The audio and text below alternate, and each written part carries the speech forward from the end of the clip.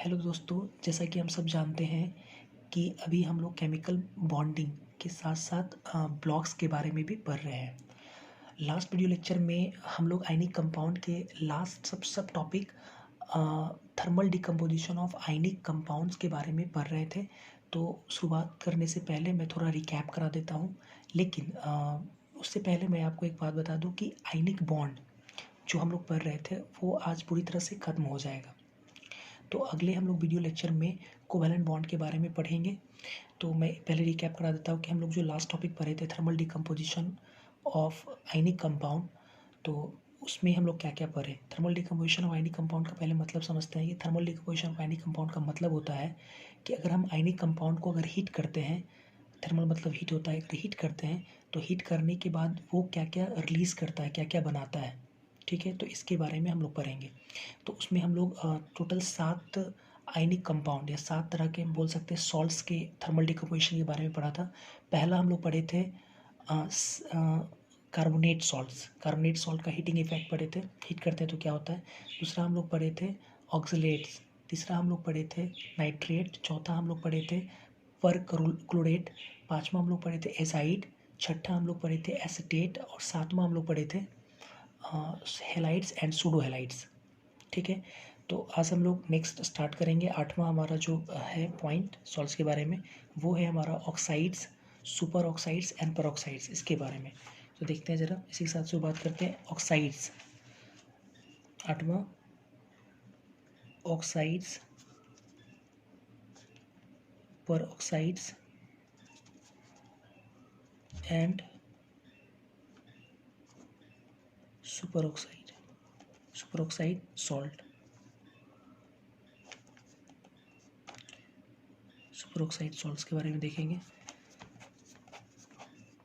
ठीक है, हम लोग जैसा कि देखो ऑक्सीजन का जो है, ऑक्सीजन से रिलेटेड 3 तरह के रेडिकल्स होते हैं। ऊपर अगर ऊपर डबल माइनस है तो उसको हम लोग बोलते हैं ऑक्साइड्स। पहले तो आप समझो कि अगर ओ पे डबल माइनस है तो इसको हम लोग क्या बोलते हैं, नॉर्मल ऑक्साइड या ऑक्साइड बोलते हैं, नॉर्मल ऑक्साइड। ठीक है, अगर O2 पे डबल माइनस है तो इसको हम लोग बोलते हैं पर ऑक्साइड। इसको क्या बोलते हैं, पर ऑक्साइड। अगर O2 पे सिंगल माइनस है तो इसको हम लोग बोलते हैं सुपर ऑक्साइड।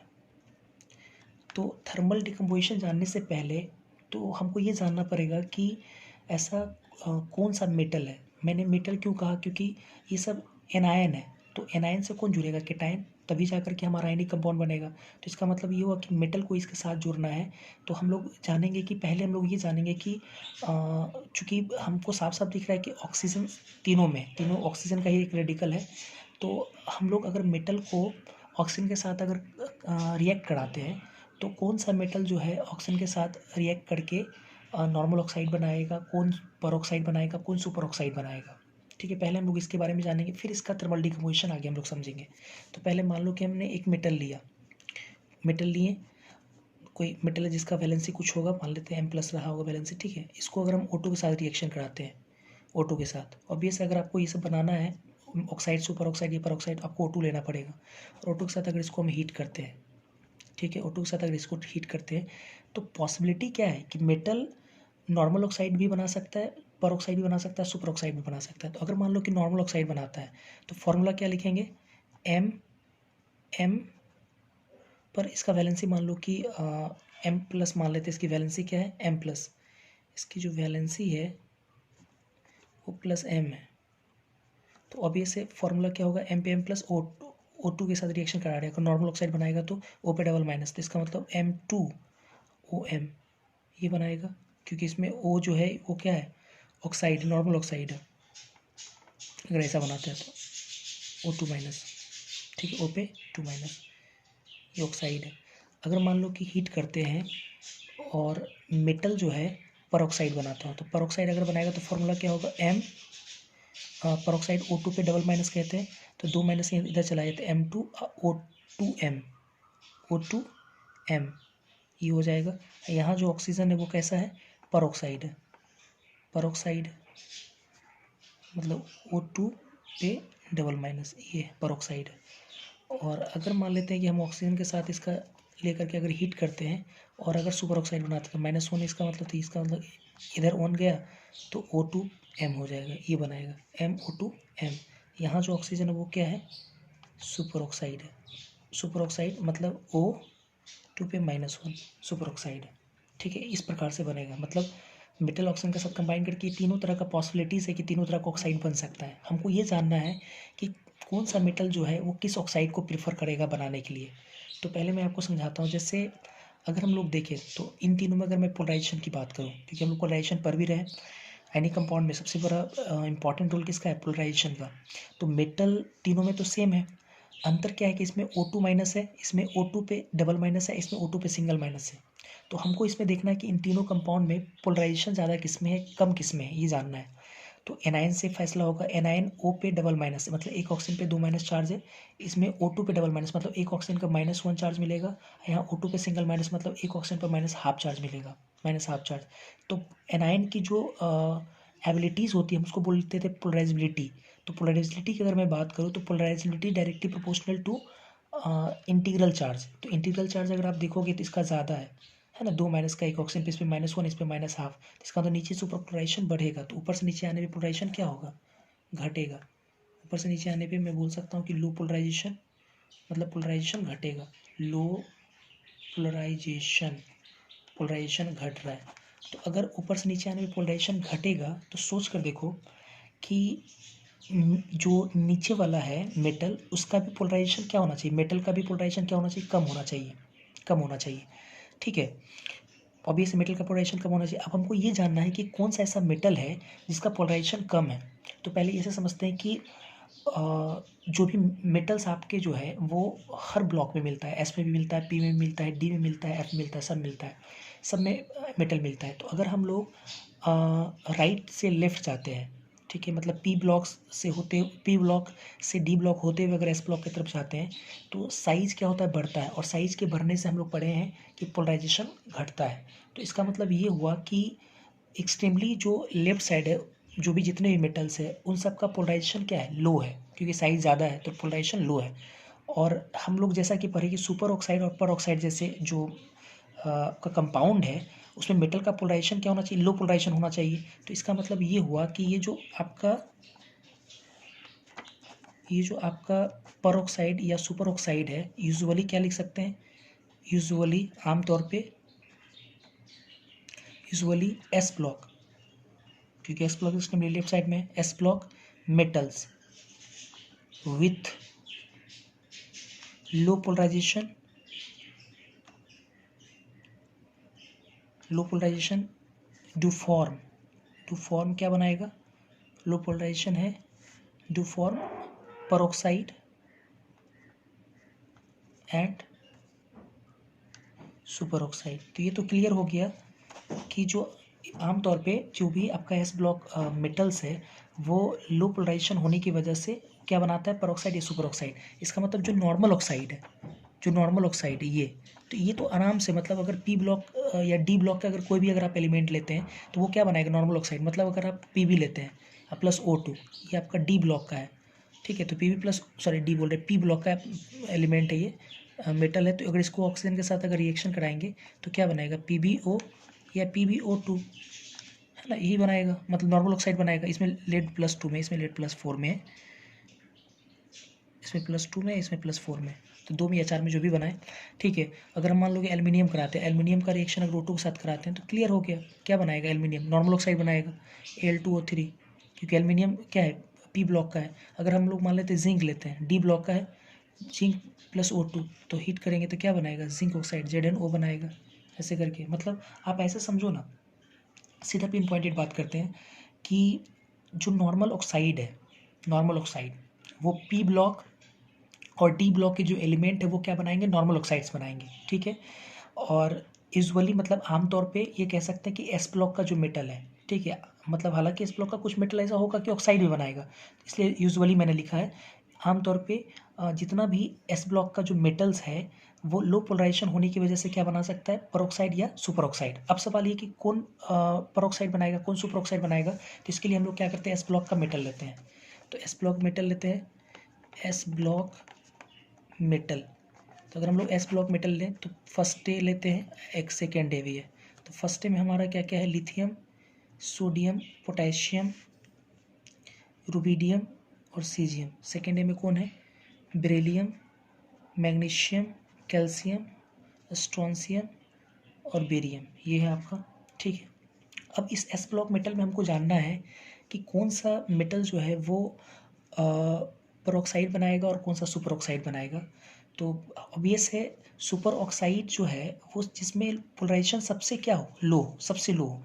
थोड़ा पोलराइजेशन अच्छा हो, ज़्यादा हो तो वो बनाएगा पर ऑक्साइड, और जिसमें पोलराइजेशन सबसे ज़्यादा अच्छा हो तो वो बनाएगा क्या, सुपर ऑक्साइड, सॉरी ये नॉर्मल ऑक्साइड, जो कि आपका पोलराइजेशन सबसे अच्छा किस में है, पी ब्लॉक और डी ब्लॉक के मेटल में, इसलिए देखो ये नॉर्मल ऑक्साइड बना रहा है। ठीक है, तो इसमें ज़रा देखते हैं।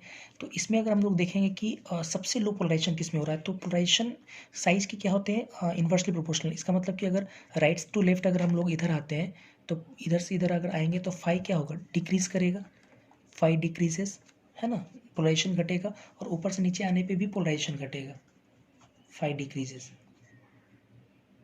ठीक है, फाई डिक्रीजेस, बिल्कुल साइज बढ़ रहा है तो पोलराइजेशन घटेगा। तो अब देखते हैं ज़रा कि मतलब अगर आप देखा जाए तो एस ब्लॉक में फर्स्टे जो आपका फर्स्टे का जो है मेटल है उसका पोलराइजेशन सबसे कम है। तो सबसे कम इसका मतलब क्या बनाएगा, सुपर ऑक्साइड। लेकिन आप जान लो कि लिथियम जो है, लिथियम इसको छोड़कर, क्योंकि अगर आप इस सब में अगर देखोगे सारे मेटल्स में तो इसका जो पोलराइजेशन लिथियम का है वो बोल सकते हो कि थोड़ा ठीक है। मतलब इधर क्या हो रहा है कि इधर डिक्रीज कर रहा है, इस सबसे नीचे फिर डिक्रीज कर रहा है, तो इसका मतलब नीचे वाला जो मेटल्स है उसमें पोलराइजेशन सबसे कम रहा होगा। तो लिथियम जो है आपका है वो मेनली बोल सकते हैं, मेनली ये आपका नॉर्मल ऑक्साइड बनाता है। मेनली मतलब ज़्यादातर ये क्या बनाता है, नॉर्मल ऑक्साइड। तो नॉर्मल ऑक्साइड मतलब के फॉर्मूला क्या होगा, Li2, मतलब ये नॉर्मल ऑक्साइड बनाता है। ठीक है, नॉर्मल ऑक्साइड बनाता है। थोड़ा गड़बड़ हो जाए, थोड़ा सा बड़ा लिखने के लिए ऐसे लिख देता हूँ सर। ये फर्स्ट है, ये सेकेंड है। ठीक है, एस ब्लॉक मेटल्स की बात कर रहे थे, ये आपका lithium, sodium, potassium, rubidium, caesium, beryllium, magnesium, calcium, strontium, barium, ऐसे करके ले लेते हैं। ठीक है, अब देखते हैं ज़रा इसमें लिथियम के बारे में मैंने क्या बोला कि इधर से इधर पोलराइजेशन क्या हो रहा है आपका, इधर से इधर जाने पोलराइजेशन घट रहा है और ऊपर से नीचे आने पे पोलराइजेशन घट रहा है, फाई डिक्रीजेस, और यहाँ भी फाई डिक्रीजेस। तो अगर देखा जाए तो लिथियम जो है मतलब सबसे फाई तो नीचे है, तो नीचे वाला सबसे फाई लो है, तो फाई का वैल्यू सबसे कम है, तो सबसे कम तो सुपर ऑक्साइड बनाएगा। तो यही कारण है कि आपका जो पोटेशियम, रुबिडियम, जो सीजियम है, ये जो तीनों है, ठीक है, पोटेशियम, रुबिडियम, सीजियम, हालांकि नीचे वाला फ्रांसियम भी बना सकता है। तो ये जो नीचे वाला जो तीनों है, ये तीनों आपका जो है नीचे वाला है ये सुपर ऑक्साइड बनाता है। क्यों, वेरी लो पोलराइजेशन के कारण। मतलब क्या बनाएगा ये, फॉर्मूला क्या हो जाएगा, के पे +1, और परऑक्साइड का होता, सुपर ऑक्साइड का होता है O2 पे सिंगल माइनस, तो यानी KO2, मतलब AKO2, तो M लिख देते हैं, सीधा रहेगा मेटल M, तो MO2 जैसा बनाएगा। MO2 मतलब सुपर ऑक्साइड बनाएगा, सुपर ऑक्साइड बनाएगा ये नीचे वाला तीनों। अच्छा, अब लिथियम की मैं बात करूँ तो लिथियम में पोलराइजेशन थोड़ा ठीक है, इन तीनों को रिस्पेक्ट में तो बहुत अच्छा है। तो अच्छा होने के कारण लिथियम जो है ये मेनली नॉर्मल ऑक्साइड बनाता है, क्योंकि पोलराइजेशन अगर अच्छा है तो क्या बनाएगा, मेनली नॉर्मल ऑक्साइड, मतलब Li2, मतलब नॉर्मल ऑक्साइड बनाता है, नॉर्मल ऑक्साइड। लेकिन सम पर ऑक्साइड बना सकता है, पर ऑक्साइड मतलब सम पर ऑक्साइड मतलब Li2O2 पर ऑक्साइड बना सकता है कुछ। ठीक है, पर ऑक्साइड बना सकता है ये। अच्छा, सोडियम की मैं अगर बात करूँ तो सोडियम क्या है कि ये तो लिथियम था, सोडियम की अगर मैं बात करूँ तो सोडियम में पोलराइजेशन थोड़ा घट गया, तो थोड़ा घट गया तो नॉर्मल तो बनाएगा नहीं, तो बनाएगा सिर्फ ये क्या बनाता है, सिर्फ ये पर ऑक्साइड बनाता है, मतलब Na2O2, सिर्फ ये क्या बनाएगा, पर ऑक्साइड बनाता है, पर ऑक्साइड। ठीक है, तो इसका मतलब एस ब्लॉक में क्लियर हो गया कि एस ब्लॉक में फर्स्ट टाइम में लिथियम तुम्हारा थोड़ा ज़्यादा पोलराइजेशन होने की वजह से ये नॉर्मल ऑक्साइड बनाता है, कभी थोड़ा थोड़ा ये सुपर पर ऑक्साइड भी बना सकता है। और सोडियम थोड़ा उसके नीचे तो थोड़ा सा पोलराइजेशन घट गया, तो सिर्फ ये क्या बनाएगा, पर ऑक्साइड, और इन सब का पोलराइजेशन और भी सबसे कम हो गया, तो जिसके कारण ये क्या बनाता है, सुपर ऑक्साइड। उसी तरह से अगर सेकंड में बात करूँ तो सेकंड का पोलराइजेशन ज़्यादा है फर्स्ट के रिस्पेक्ट में, क्योंकि इधर पोलराइजेशन डिक्रीज कर रहा है तो इसका ज़्यादा है। इसका ज़्यादा होने की वजह से बेरिलियम, मैग्नीशियम, कैल्शियम, ये जो तीनों है, बेरिलियम, मैग्नीशियम, कैल्शियम, ये जो तीनों है, ये तीनों का तीनों नॉर्मल ऑक्साइड बनाता है। ये तीनों का तीनों जो है ये नॉर्मल ऑक्साइड बनाता है, फॉर्मूला क्या हो जाएगा, इसका 2 प्लस होता है तो MO हो जाएगा, नॉर्मल ऑक्साइड MO बनाएगा। मतलब फॉर एग्जांपल मतलब बेरिलियम ऑक्साइड, ठीक है, मैग्नीशियम ऑक्साइड, कैल्शियम ऑक्साइड, ये सब बनाएगा। स्ट्रोंशियम बाउंड्री का केस है, ये दोनों चीज़ बना सकता है, ठीक है, नॉर्मल साथ ही साथ पर ऑक्साइड बना सकता है। लेकिन जो बेरियम है या रेडियम है, नीचे में जो रेडियम आएगा, ये क्या बनाएगा, ये आपका जो है पर ऑक्साइड बनाएगा, ये पर ऑक्साइड बनाएगा, ये पर ऑक्साइड बनाएगा। मतलब फॉर्मूला हो जाएगा MO2, पर ऑक्साइड का फॉर्मूला MO2, ठीक है, क्योंकि इसका 2 प्लस इसका 2 माइनस तो कॉमन हो जाएगा तो MO2 बनाएगा।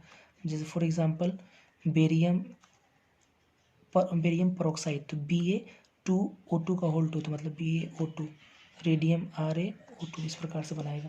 तो इसको थोड़ा समराइज कर लें कि एस ब्लॉक में फर्स्ट ग्रुप में लिथियम आपका नॉर्मल ऑक्साइड के अलावा कुछ परऑक्साइड बनाता है, सोडियम सिर्फ परऑक्साइड बनाएगा और ये तीनों का तीनों सुपर ऑक्साइड बनाएगा। उसी तरह सेकेंड का पोटेंशियम ज़्यादा होने की वजह से बेरिलियम, मैग्नीशियम, कैल्शियम, ये तीनों नॉर्मल ऑक्साइड बनाता है और ये थोड़ा ऊपर से नीचे आता है, पोटेंशियम घटता है, इसके कारण स्ट्रोंशियम नॉर्मल परऑक्साइड दोनों बनाता है और बेरियम जो है वो सिर्फ परऑक्साइड बनाता है। तो एग्जाम्पल करते हैं इसको जरा। जैसे फॉर एग्जाम्पल अगर हमने लिया for example calcium plus O2, Ca+O2 और हीट करते हैं तो अभी तुरंत हम लोग पढ़े कैल्शियम क्या बनाएगा और नॉर्मल ऑक्साइड, तो कैल्शियम ऑक्साइड CaO बनेगा। अगर हमने लिया बेरियम BaO2 तो बेरियम सबसे नीचे आता है, परऑक्साइड बनाएगा, परऑक्साइड तो परऑक्साइड का फॉर्मूला क्या होगा BaO2। फिर अगर हमने लिया सोडियम NaO2, सोडियम क्या बनाता है परऑक्साइड, तो क्या बनेगा Na2O2, ये बनाएगा। For example potassium plus O2, potassium नीचे आता है, ये बनाएगा सुपर ऑक्साइड, तो क्या होगा फॉर्मूला KO2, सुपर ऑक्साइड का फॉर्मूला। इस प्रकार से हम लोग करेंगे, ठीक है। तो वो पैटर्न आप ध्यान रखें, वो कॉन्सेप्ट जो मैंने बताया। अब आते हैं नाउ, एक सबसे इम्पॉर्टेंट बात ये कि अगर हम पर ऑक्साइड लेते हैं, मतलब मेटल का कोई पर ऑक्साइड MO2 पे डबल माइनस, ये क्या है मेटल का पर ऑक्साइड, और इसको हम स्ट्रांगली हीट करते हैं, स्ट्रांगली क्या करते हैं, इसको हीट करते हैं। तो हीट करने पे मेटल का ऑक्साइड बनेगा, नॉर्मल ऑक्साइड, मतलब M मेटल और नॉर्मल ऑक्साइड O पे डबल माइनस, अब प्लस क्या बनेगा O2 गैस, और यहाँ से जो O2 मिलता है वो अल्ट्रा प्योर ऑक्सीजन होता है, अल्ट्रा प्योर ऑक्सीजन होता है। और दूसरी बात साथ ही साथ एक चीज़ और कि अगर हम लोग सुपर ऑक्साइड को लेते हैं MO2 पे सिंगल माइनस, ये सुपर ऑक्साइड आपका है, ऊपर वाला पर ऑक्साइड था, मेटल का पर ऑक्साइड था, ये आपका क्या है सुपर ऑक्साइड। तो अगर हम सुपर ऑक्साइड को लेकर अगर हीट करें स्ट्रांगली अगर हीट करते हैं तो ये क्या बनाता है, मेटल का ऑक्साइड बनाता है, नॉर्मल ऑक्साइड, सेम चीज़ है, और ये O2, ठीक है, O2 बनाता है, सेम पैटर्न है। मतलब अगर सुपर ऑक्साइड को हीट करें तो मेटल का नॉर्मल ऑक्साइड प्लस O2 बनेगा, या पर ऑक्साइड को अगर हीट करें तो मेटल का ऑक्साइड मतलब नॉर्मल ऑक्साइड प्लस O2, और O2 मिलने वाला अल्ट्रा प्योर O2 मिलता है। तो फॉर एग्जांपल जैसे अगर हमने लिया Na2O2 तो ये क्या पर ऑक्साइड है, इसको स्ट्रांगली हीट करते हैं, स्ट्रांगली अगर हीट करते हैं तो क्या मिलेगा Na2O प्लस क्या मिलेगा O2। तो ये O2 चूँकि अल्ट्रा प्योर है, ये अल्ट्रा प्योर O2 है, यही कारण है कि ये जो अल्ट्रा प्योर O2 मिलता है इस रिएक्शन के माध्यम से, तो यही कारण है कि इस अल्ट्रा प्योर O2 का इस्तेमाल हम लोग एयर प्योरीफाइंग पर्पज से या एस्ट्रोनॉट्स या मेरीन पर्पज के किया जाता है, मेरीन पर्पज से। जैसे अगर मैंने लिया परऑक्साइड KO2 और इसको हीट करते हैं स्ट्रांगली, अगर हीट करते हैं तो ये बनेगा K2O नॉर्मल ऑक्साइड, अब प्लस क्या मिलेगा O2। तो एक लाइन में यहाँ लिख देता हूँ यहाँ पे कि Na2O2 या KO2 मतलब परऑक्साइड या सुपर ऑक्साइड आर यूज्ड किसके यूज के लिए, किस for breathing and air purifying purpose, किसके द्वारा होता है, तो बाई एस्ट्रोनॉट्स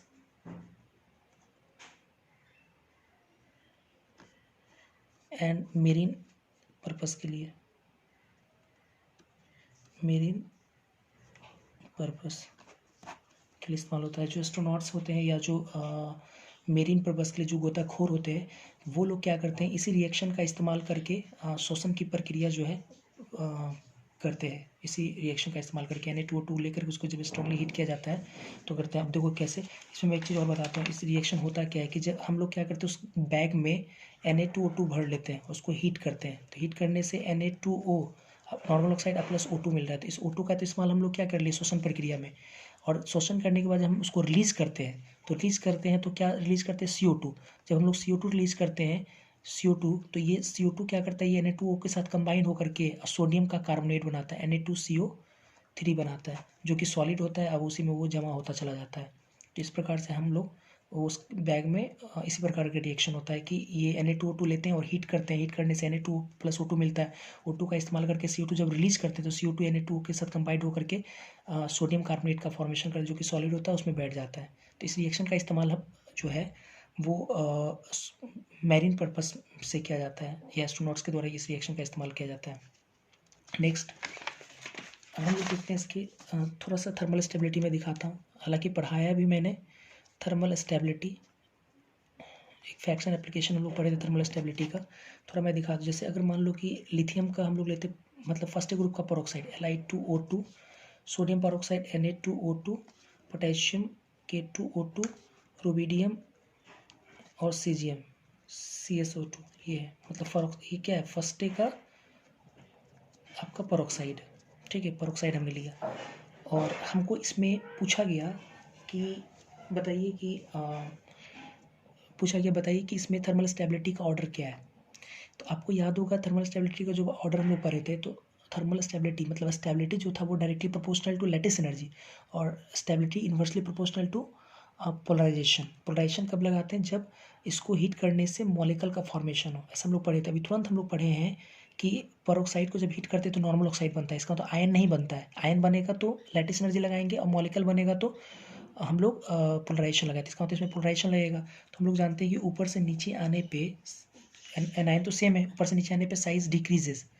साइज क्या होगा, डिक्रीजेस। इसका मतलब कि ऊपर से नीचे आने पे साइज इंक्रीजेस, जल्दी लिखे, साइज इंक्रीजेस। साइज के बढ़ने से पोलराइजेशन फाई क्या होगा, डिक्रीज करेगा। तो फाई घटेगा तो फाई के इन्वर्सली प्रोपोर्शनल, इसलिए स्टेबिलिटी क्या होगा, ऊपर से नीचे आने पे स्टेबिलिटी इंक्रीजेस, मतलब ऊपर से नीचे आने पे इंक्रीजेस। अगर अब इसी चीज़ को हमें स्ट्रांगली अगर हीट करें, स्ट्रांगली क्या करते हैं, इसको हीट करते हैं। तो अगर हीट करेंगे तो लिथियम क्या बन जाएगा, लिथियम के ऑक्साइड को अगर हीट करेंगे तो लिथियम पेरोक्साइड को अगर हीट करेंगे तो क्या बनेगा, लिथियम का ऑक्साइड बनेगा प्लस O2, Li2O, Na2O, है ना, K2O, Rb2O और CS2O। तो ये अब तुम्हारा क्या बना, ये तुम्हारा है फर्स्ट डे का नॉर्मल ऑक्साइड है तुम्हारा। अब इसको तुम अगर हीट करोगे तो ये क्या प्रोवाइड करेगा, अगर इसको हीट करेंगे तो ये मॉलिक्यूल नहीं, आयन प्रोवाइड करेगा। तो इसमें हम लोग क्या लगाएंगे, लैटिस एनर्जी। तो लैटिस एनर्जी लगाएंगे, इसका मतलब कि अगर नीचे से ऊपर जाते हैं तो नीचे से ऊपर जाने पे हमारा आर क्या होगा, R plus decreases. R decreases, इसका मतलब कि U not increases, inversely proportional होता है, इसलिए स्टेबिलिटी क्या होगा, स्टेबिलिटी इंक्रीजेस। तो देखो इसमें स्टेबिलिटी नीचे से ऊपर जाके पढ़ता है, ये मैंने पहले ही पढ़ा चुका हूँ। अच्छा, एक और एग्जांपल देखते हैं। For example Li2O2, Na2O2, KO2, Rb2O, CSO2। पहले तो ये है क्या, तो ये आपका फर्स्ट डे का सुपर ऑक्साइड है। फर्स्ट डे का क्या है, सुपर ऑक्साइड है। और सुपर ऑक्साइड को अगर हम हीट करते हैं, हमको पता है हमको इसमें थर्मल स्टेबिलिटी निकालना है, तो सुपर ऑक्साइड को अगर हीट करते हैं तो हमारा क्या बनता है, नॉर्मल ऑक्साइड प्लस O2 बनता है। तो इसका मतलब कहीं ना कहीं मॉलिक्यूल बन रहा है। तो इसमें हम लोग क्या लगाएंगे, पोलराइजेशन लगाएंगे। तो ऊपर से नीचे आने पे साइज क्या हो रहा है, इंक्रीज कर रहा है, मतलब R प्लस इंक्रीजेस, साइज बढ़ रहा है। इसका मतलब फाई क्या होगा, डिक्रीजेस। अब phi inversely proportional to stability, इसका मतलब ऊपर से नीचे आने पे स्टेबिलिटी क्या होगा, इंक्रीजेस, इसलिए स्टेबिलिटी बढ़ेगा। ठीक है, अब देखते हैं जरा, जैसे ठीक है, ये हो गया। अब हम लोग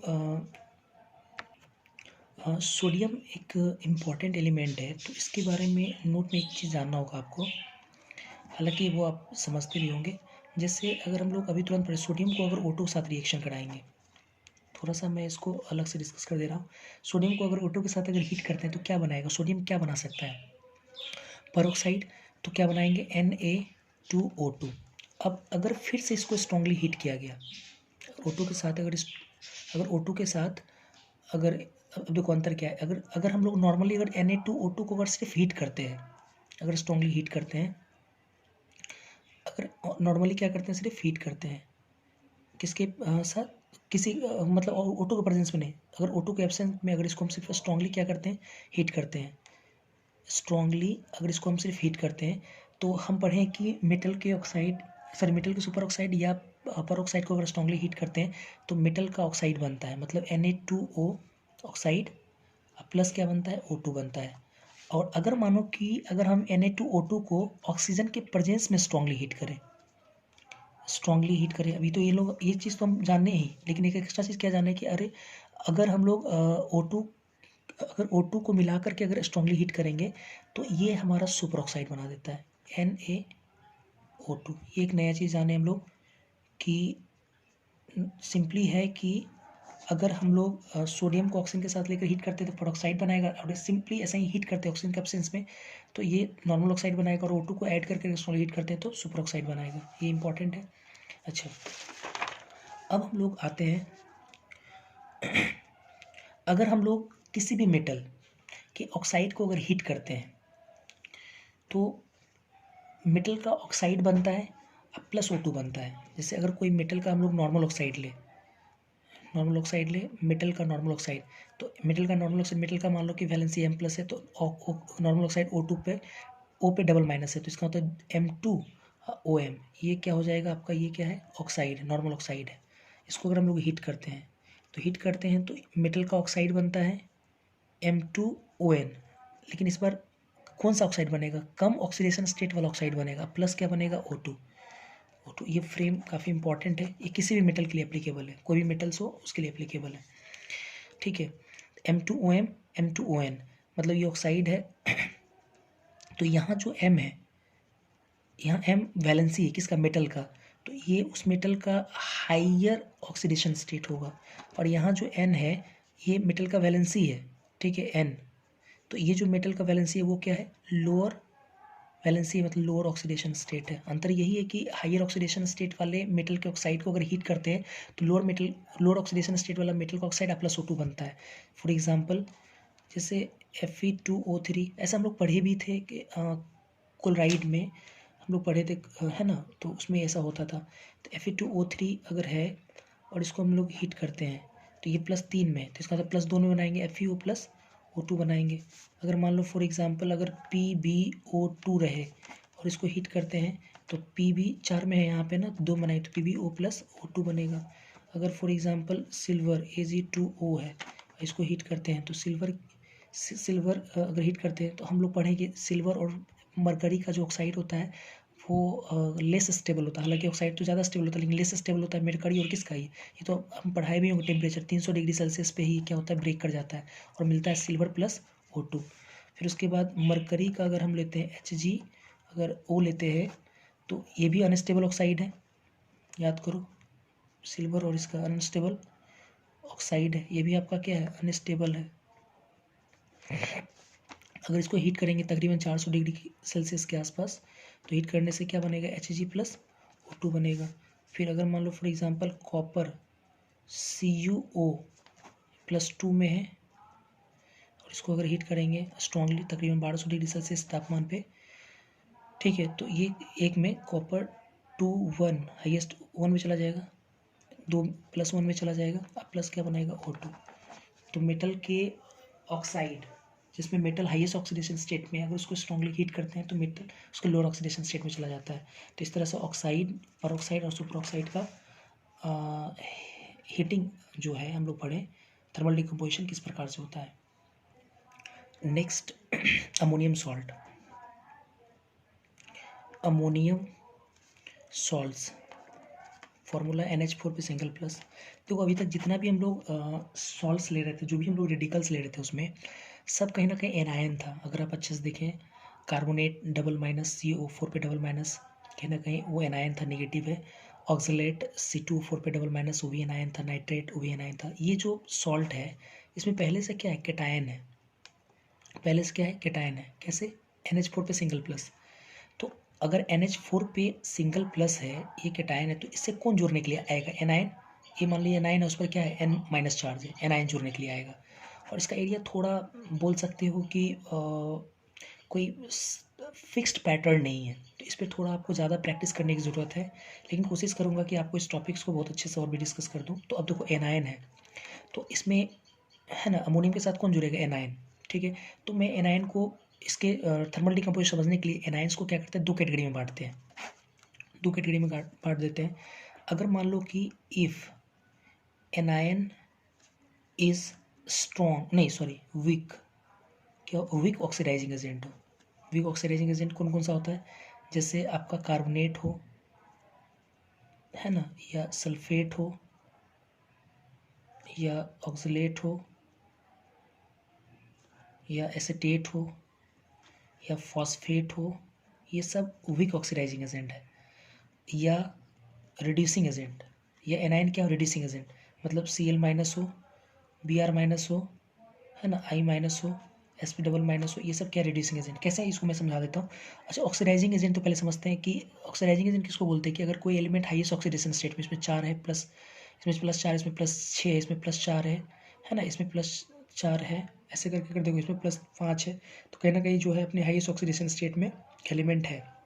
रिड्यूसिंग एजेंट क्यों बोल रहे हैं, कि रिड्यूसिंग एजेंट किसको बोलते हैं, जो लोएस्ट ऑक्सीडेशन स्टेट में। क्लोरीन का याद करो, हाईएस्ट प्लस 7 होगा, मिनिमम -1 होता है, -1 सबसे कम में, -1 सल्फर का +6 मैक्सिमम, -2 मिनिमम, तो ये सबसे लोएस्ट ऑक्सीडेशन स्टेट में, इसका तो रिड्यूसिंग एजेंट हुआ ये। ठीक है, तो चाहे कोई भी वीक ऑक्सीडाइजिंग एजेंट हो या रिड्यूसिंग एजेंट हो, ऑक्सीडाइजिंग वीक ऑक्सीडाइजिंग एजेंट हो या रिड्यूसिंग एजेंट, अगर ये सब एनायन के फॉर्म में हो, ठीक है, अगर ये सब एनायन के फॉर्म में हो।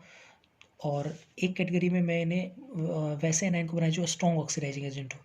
If anions is strong oxidising agent, strong oxidising agent, जैसे नाइट्रोजन का ज़्यादातर करके होता है, NO2 पर सिंगल माइनस, नाइट्रेट,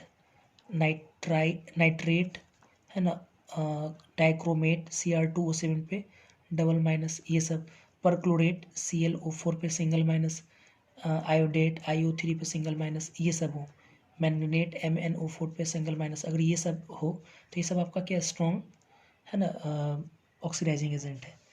तो मैंने कुछ एनायंस को एक कैटेगरी में रखा, कुछ एनायंस को दूसरे कैटेगरी में रखा है। तो अगर एनायन वीक ऑक्सीडाइजिंग एजेंट हो या एनायन रिड्यूसिंग एजेंट हो, ठीक है, और इसको अगर हम लोग हीट करते हैं, है ना, ऐसे सॉल्ट्स को अगर हम लोग हीट करते हैं, तो इसका थर्मल डिकम्पोजिशन एकदम आसान है। ठीक है, आप आराम से अगर हीट करते हैं तो जो ये नॉन रेडॉक्स डिकम्पोजिशन होता है, कोई रेडॉक्स नहीं होता है इसमें, आराम से नॉन रेडॉक्स डिकम्पोजिशन होता है। डिकम्पोजिशन मतलब बनाता क्या है, तो बनाता क्या है, अमोनिया, अमोनिया बनाता है। अब प्लस देखो ना, NH4 है ना, तो NH3 तो निकल गया, एक H इसके A के साथ जुड़ जाएगा, तो H अगर A के साथ जुड़ जाएगा तो एसिड होगा, HA एसिड, या फिर उस एसिड का एनहाइड्राइड बनाएगा, क्या बनाएगा, एनहाइड्राइड बनाएगा। सिंपल है थर्मल डिकम्पोजिशन का, अगर ऐसे एनायन इसके साथ रहे तो अमोनिया प्लस एसिड या उसका एनहाइड्राइड बनाएगा। अच्छा, और अगर ऐसा एनायन रहे और इसको स्ट्रांगली अगर हम लोग हीट करते हैं, मतलब अगर ऐसा एनायन का अमोनियम सॉल्ट हो, अगर इसको हम लोग हीट करेंगे तो ये रेडॉक्स डिकम्पोजिशन होगा। कैसा डिकम्पोजिशन, रेडॉक्स डिकम्पोजिशन, मतलब कोई चीज़ ऑक्सीडाइज होगा, कोई रिड्यूस होगा, लेकिन कुछ रिएक्शन में ध्यान रखें कि N2 जो है आपका रिलीज करेगा, लेकिन जनरली अब प्लस, ठीक है, ये सब क्या है, ऑक्सीडाइजिंग एजेंट है ना, तो ऑक्सीडाइज करने के बाद क्या होगा, रिड्यूस हो जाएगा ना, रिड्यूसिंग या रिड्यूस प्रोडक्ट, मतलब N2 प्लस रिड्यूस प्रोडक्ट, ये मतलब रेडॉक्स डिकम्पोजिशन। ये वाला आइडिया थोड़ा सा जो है ना, आपको कॉन्सेप्चुअल नहीं कहेंगे, थोड़ा सा प्रैक्टिस करने की जरूरत है इसमें तो आसान है कि अमोनियम सॉल्ट को अगर हीट करते हैं, अमोनियम को ये सब एनायन के साथ, तो अमोनिया प्लस एसिड या उसका एनहाइड्राइड बनेगा, लेकिन अगर ये सब एनायन होगा तो रेडॉक्स डिकम्पोजिशन होगा। इसको थोड़ा एग्जाम्पल से समझ में आएगा। जैसे कि हम लेते हैं, जैसे मान लो कि फॉर एग्जाम्पल जैसे हमने लिया ammonium chloride, ammonium chloride Cl आपका कैसा है, ये तो रिड्यूसिंग एजेंट है फर्स्ट कैटेगरी का, इसका मतलब इसको हीट करेंगे तो क्या बनेगा, अमोनिया प्लस HCl बनेगा। ठीक है, फॉर एग्जांपल अगर हमने लिया अमोनियम कार्बोनेट का होल टू CO3 हो जाएगा फॉर्मूला, और इसको हम लोग हीट करते हैं। तो पहले कार्बोनेट पहले जान लो, CO3 पे जो डबल माइनस है ये क्या है, वीक ऑक्सीडाइजिंग एजेंट है, मतलब फर्स्ट कैटेगरी का। तो अब ये से अमोनिया बनाएगा, अमोनिया सीधा बना लेते हैं। अब प्लस H2CO3 कार्बोनिक एसिड, याद करो कार्बोनिक एसिड का भी हीटिंग इफेक्ट पड़े, क्या बनता है H2 plus CO2, H2 plus CO2 ऐसे करके। ठीक है, फिर उसके बाद देखते हैं एग्जाम्पल, अमोनियम सल्फाइड 2 यहाँ पे S, और इसको हीट करते हैं। तो S पे डबल माइनस है, S पे डबल माइनस, यहाँ पे S पे डबल माइनस क्या है आपका, ये तो रिड्यूसिंग एजेंट है। ठीक है, रिड्यूसिंग एजेंट है तो ऑब्वियस है ना, S पे double minus lowest oxidation reducing agent है। हीट करेंगे तो क्या बनेगा, अमोनिया अब प्लस HS के साथ जोड़ देंगे तो H2S बन जाएगा, हाइड्रोजन सल्फाइड। ये तो गैस है आपका, दे सकते हैं लोग। फिर देखते हैं for example ammonium phosphate, ammonium का होल ट्राइस अब PO4, और इसको हीट करते हैं। तो अब जान लो कि PO4 पे ट्रिपल माइनस है, तुरंत हम लोग देखें क्या है PO4, वीक ऑक्सीडाइजिंग एजेंट, मतलब फर्स्ट कैटेगरी का है। तो इस केस में क्या होगा, अमोनिया निकलेगा प्लस क्या होगा H3PO4, और H3PO4 को हम लोग लिख सकते हैं, H3PO4 भी लिख सकते हैं, चाहे तो ये हो गया एसिड फॉर्म, चाहे तो हम इसको ऐसे भी लिख सकते हैं H2O अब प्लस P इस पे प्लस 5 में, तो इसका एनहाइड्राइड फॉर्म क्या लिखेंगे P2O5, ऐसे भी लिख सकते हैं इन दोनों के बदले में। सही है। उसके बाद फिर देखो जरा एग्जांपल, अमोनियम बोरेट लेते हैं NH4 का होल ट्राइस BO3, अगर ये लेते हैं हीट करते हैं तो ये भी BO3 पे जो ट्रिपल माइनस है ये भी आपका क्या है, वीक ऑक्सीडाइजिंग एजेंट है। ठीक, वीक ऑक्सीडाइजिंग एजेंट है। ऑब्वियस इस केस में भी क्या होगा, अमोनिया प्लस H2O प्लस क्या करेंगे B प्लस 3 में, यहाँ पे तब में 3 यहाँ पे गया है, 3 में है तो 3 में ऑक्साइड बना लेंगे, एनहाइड्राइड हो जाएगा, तो B2O3 ऐसे करके बनाएंगे। फॉर एग्जांपल अगर मान लो कि अमोनियम ऑक्सीलेट हो, NH4 का होल टू C2O4 हो, और इसको हम लोग हीट करते हैं। तो हम लोग पढ़े C2O4 पे जो डबल माइनस होता है ये वीक ऑक्सीडाइजिंग एजेंट है।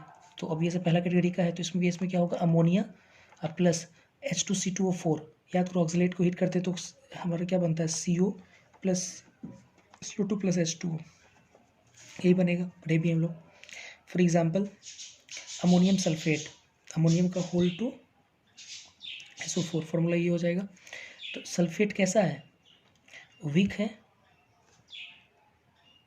वीक ऑक्सीडाइजिंग एजेंट है। इसको भी अगर हम लोग हीट करेंगे तो क्या बनेगा, अमोनिया प्लस H2SO4 मतलब H2 प्लस SO2 लिख सकते हैं हम लोग।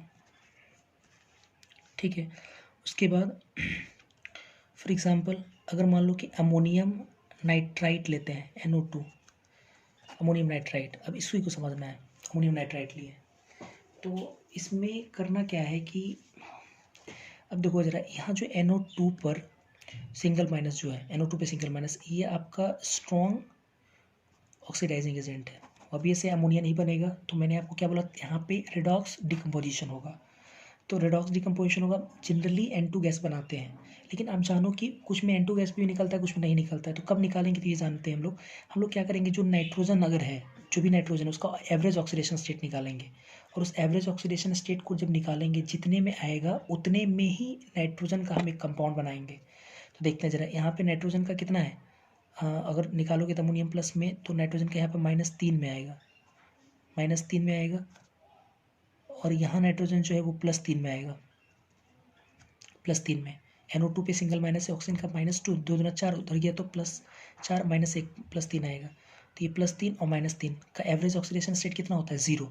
तो 0 में हमको नाइट्रोजन का कंपाउंड सोचना है, तो अब ये एक ही चीज़ है N2, तो N2 रिलीज कर गया, अब प्लस हाइड्रोजन और ऑक्सीजन से मिलकर क्या बनेगा H2O, तो ऐसे करके बनाएंगे। और अगर आप देखो तो ये रेडॉक्स ही डिकम्पोजिशन हुआ, कैसे, आप देख सकते हो कि माइनस जो एक नाइट्रोजन जो -3 में था, ये वाला -3 चला गया 0 में, तो बढ़ गया, तो मतलब ऑक्सीडेशन हुआ है।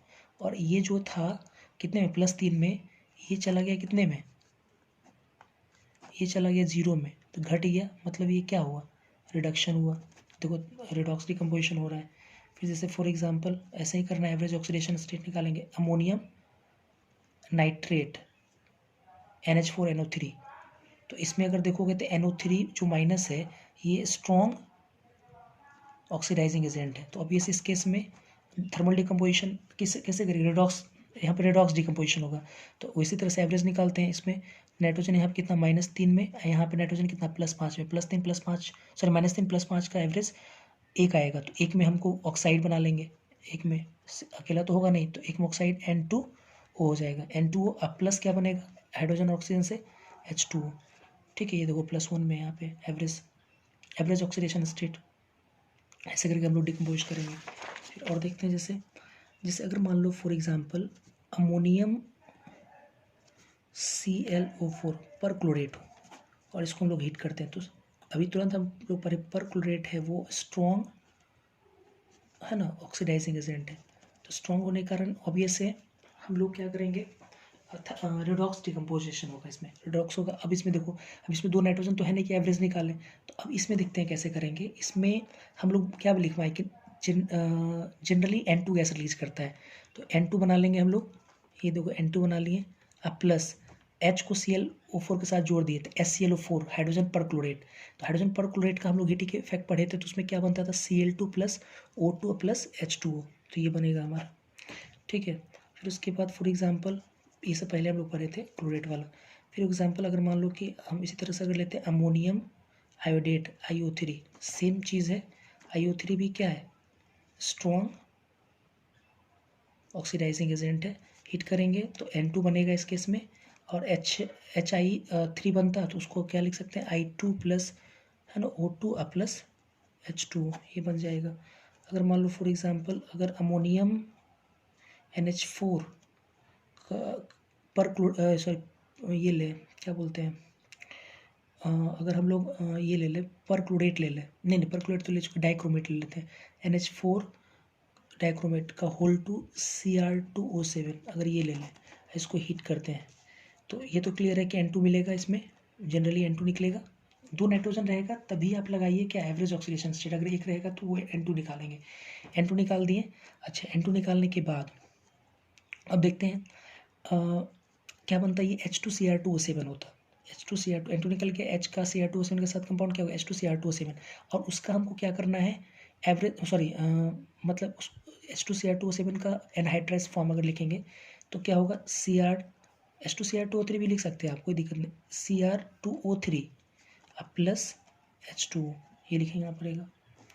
ठीक है, H2Cr2O3 लिखिए, या ऐसे लिख सकते हैं हम लोग। ठीक है, इसके बाद ये आपका अमोनियम सॉल्ट का थर्मल डिकम्पोजिशन खत्म हो गया। एक लास्ट है हमारा 10, कुछ इम्पॉर्टेंट जो कि काफ़ी ज़्यादा इम्पॉर्टेंट है, कुछ आयनिक कंपाउंड का थर्मल डिकम्पोजिशन, खास करके मैग्नीज का। तो मैं मैग्नीज का थोड़ा दिखा देता हूँ, ये ध्यान ही रखना पड़ेगा आपको, काफ़ी ज़्यादा इम्पॉर्टेंट भी है। Some other thermal decomposition, some other thermal decomposition, जैसे ध्यान अभी हम लोग मैग्नीज का ही पढ़ेंगे, तो Mn के बारे में खास करके Mn के बारे में। तो Mn का +2 +3 +4 +5 +6 +7 ऑक्सीडेशन स्टेट एग्जिस्ट करता है। तो अगर मान लो कि Mn +4 में है पहले से, सॉरी अगर मान लो कि Mn +3 में है पहले से, +3 में, तो ये +2 में और +4 में टूटेगा थर्मल डिकम्पोजिशन के बाद। और अगर मान लो कि 5 या 6 में हो तो वो क्या होगा 4 और 7 में टूटेगा, ऐसे करके। जैसे फॉर एग्जांपल आपको समझाते हैं, जैसे Mn2O3, तो यहाँ पे Mn कितना में है +3 में है, तो +3 में रहेगा तो 2 और 4 में तो रहेंगे, तो 2 में ऑक्साइड क्या बनाएंगे MnO, 4 में क्या बनाएंगे MnO2। थर्मल डिकम्पोजिशन ही हो रहा है, +3 +2 +4, मतलब आप देख सकते हैं रिड्यूस डिस्प्रोपोर्शनेट कर रहा है, ये रिडक्शन ये ऑक्सीडेशन। अगर फॉर एग्जांपल अगर मान लो कि हमने लिया Fe2MnO4, तो यहाँ पे अगर Mn चेक करो तो +6 में है, तो +6 में अगर रहे तो +4 +7 में टूटेगा, तो +6 +4 में क्या लिखेंगे MnO2, अब +7 में क्या लिखेंगे Kmn, के नहीं के लेते तब नहीं होता के लेते हैं K2Mn4 लिए थे, तो यहाँ पे क्या बन जाएगा, +7 में क्या बनाएंगे, KMnO4 बनाएंगे, तब ये +7 में आएगा, ये +4 में, ऐसे करके बनाएंगे। अच्छा, अगर मान लो कि हमने लिया फॉर एग्जांपल, अगर हमने लिया KMnO4, ये याद ही करना है, KMnO4 तो पहले से +7 में है, तो +7 में है, तो अब देखो हाईएस्ट है +7 में, तो +7 अब किस में जाएगा, जैसे 6 था तो 4 और 7 में गया, तो 7 है तो 6 और 4 में जाएगा, 6 और 4 में जाएगा, तो 6 में क्या बनाएंगे हम लोग, K2MnO4, देखो 6 में यही होता है कंपाउंड, है ना, ये MnO4 का डबल माइनस भी आप लिख सकते हो, प्लस 4 में MnO2, लेकिन एक चीज़ है, +O2 ही बनेगा, क्यों, क्योंकि +7 जो है +6 और +4 में गया है, ठीक है, +4, तो ये तो रिडक्शन ही सिर्फ हुआ है, 7 +1 +4 में, ये तो रिडक्शन ही हो रहा है सिर्फ, अगर इन दोनों को देखें तो सिर्फ रिडक्शन हुआ है, तो कोई तो ऑक्सीडेशन भी होना चाहिए ना, कोई ऑक्सीडेशन भी तो होना चाहिए, तो ऑक्सीडेशन होने के लिए यहाँ पे ऑक्सीजन -2 में थे, 0 में भेज दिए, बढ़ गया, तो ऑक्सीडेशन भी हो गया, इसलिए O2 इसमें रिलीज करेगा, इस समय नहीं कर रहा था, क्योंकि इसमें ऑक्सीडेशन रिडक्शन दोनों +3 +2 +4 ऑक्सीडेशन रिडक्शन दोनों हो रहा था। अच्छा, एक लास्ट डाइक्रोमेट का मैं कर देता हूँ, K2Cr2O7, इसको पोटेशियम डाई क्रोमेट बोल सकते हैं, ठीक है। अगर इसको हम लोग हीट करते हैं, यहाँ पे क्रोमियम +6 में है, तो क्रोमियम +6 में ही जाएगा, लेकिन K2Cr O4 बनेगा, ये डाइक्रोमेट, ये क्रोमेट है, K2Cr O4, अब +3 में जाएगा तो Cr2O3, तो +6 में गया, अब प्लस यहाँ पे कितना है, 3 में है, तो 6 से +6 तो मतलब चेंज नहीं हुआ, +6 से +3 ये रिड्यूस हुआ, तो एक ऑक्सीडाइज भी तो होना चाहिए, तो ऑक्सीडेशन के लिए O2 यहाँ से रिलीज करेगा, तो ये आपका लास्ट था, ये खत्म हो गया, काफ़ी इंपॉर्टेंट है। तो अगले वीडियो लेक्चर में हम लोग पढ़ेंगे कोवैलेंट बॉन्ड के बारे में। कुछ पेजेस का मैं आपको कुछ सेकंड का वीडियो दे रहा हूँ, ताकि आप इसका स्क्रीनशॉट लेकर के नोटबुक कर सके। तो ये पहला पेज आपका है, ये सेकंड पेज आपका है, ये थर्ड पेज आपका है,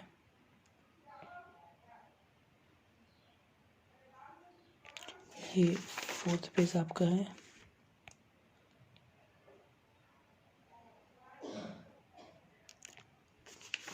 ये फिफ्थ पेज आपका है,